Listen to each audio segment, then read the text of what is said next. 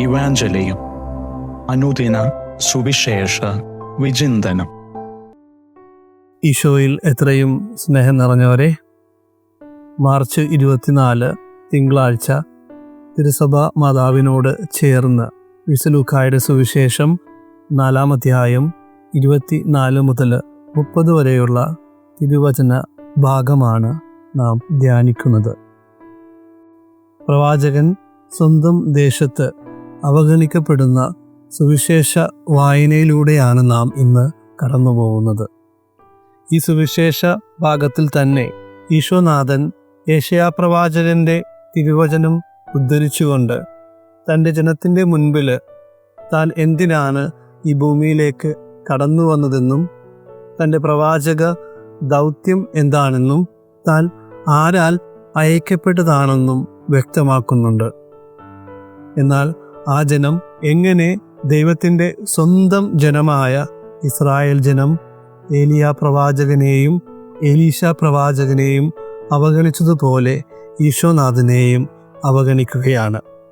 ഈശോനാഥൻ തൻ്റെ ജനത്തെ സത്യത്തിലേക്കും നീതിയിലേക്കും നയിക്കുവാൻ വേണ്ടിയാണ് ഈ ഭൂമിയിലേക്ക് കടന്നു വന്നത്.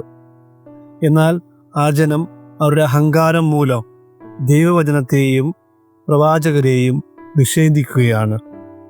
ഈശോയെ സ്വീകരിക്കുവാനും അംഗീകരിക്കുവാനും അവർ കൂട്ടാക്കുന്നില്ല. പലപ്പോഴും നമ്മുടെ ഈ ചെറിയ ജീവിതത്തിൽ ദൈവവചനത്തിനോട് തുറവി കാണിക്കാത്ത സാഹചര്യങ്ങളിലൂടെ നാമും കടന്നു പോകാറുണ്ട്. നമ്മുടെ തെറ്റുകളും കുറ്റങ്ങളും മാതാപിതാക്കളിലൂടെയും ഗുരുഭൂതലിലൂടെയും സുഹൃത്തുക്കളിലൂടെയും തിരുത്തപ്പെടുമ്പോൾ നമ്മുടെ തുറക്കപ്പെടാത്ത മനസ്സ് കാരണം, നമ്മുടെ അഹന്ത നിറഞ്ഞ ഹൃദയം കാരണം നാം അതിനെ അവഗണിക്കാറുണ്ട്. ദൈവം നമ്മളിൽ നിന്ന് കൂടുതൽ നന്മ ആഗ്രഹിക്കുന്നത് കൊണ്ടാണ് നമ്മുടെ തെറ്റുകളും കുറ്റങ്ങളും തിരുത്തപ്പെടുന്നത്. നാം എളിമപ്പെടുമ്പോൾ, ദൈവഹിതപ്രകാരം മുന്നോട്ടു പോകുമ്പോൾ ദൈവത്തിന് നമ്മുടെ ജീവിതത്തിൽ പ്രവർത്തിക്കുവാൻ വേണ്ടി സാധിക്കും. പഴയ നിയമത്തിലൂടെ നാം കടന്നു പോകുമ്പോൾ നമുക്ക് നാമാൻ്റെ സൗഖ്യം കാണുവാൻ സാധിക്കും. രാജാക്കന്മാരുടെ 2-ാം പുസ്തകം 5-ാം അധ്യായത്തിൽ വലിയവനായ നാമാൻ തൻ്റെ ഭാര്യയുടെ ദാസിയുടെ അഭ്യർത്ഥന പ്രകാരം ദൈവഹിതപ്രകാരം എളിമപ്പെട്ട് പ്രവർത്തിച്ചപ്പോൾ അവൻ്റെ കുഷ്ഠം വിട്ടുമാറുന്നുണ്ട്.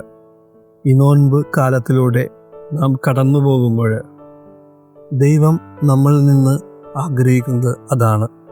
നമ്മുടെ കുറവുകളെ മനസ്സിലാക്കി നമ്മൾ ഭാരപ്പെടാതെ എളിമപ്പെടാനും തുറന്ന ഹൃദയത്തോടെ തിരുത്തലുകളെ സ്വീകരിക്കുവാനും ദൈവം നമുക്കായിട്ട് ഒരുക്കിയിരിക്കുന്ന പദ്ധതി പ്രകാരം ജീവിക്കുവാനും ദൈവവചനം സ്വീകരിക്കുവാനും പങ്കുവയ്ക്കുവാനും ജീവിക്കുവാനുമായിട്ട് നമുക്ക് പരിശ്രമിക്കാം. അതിനായിട്ട് നമുക്കിന്ന് പ്രാർത്ഥിക്കുകയും ചെയ്യാം. ദൈവം നമ്മെ അനുഗ്രഹിക്കട്ടെ.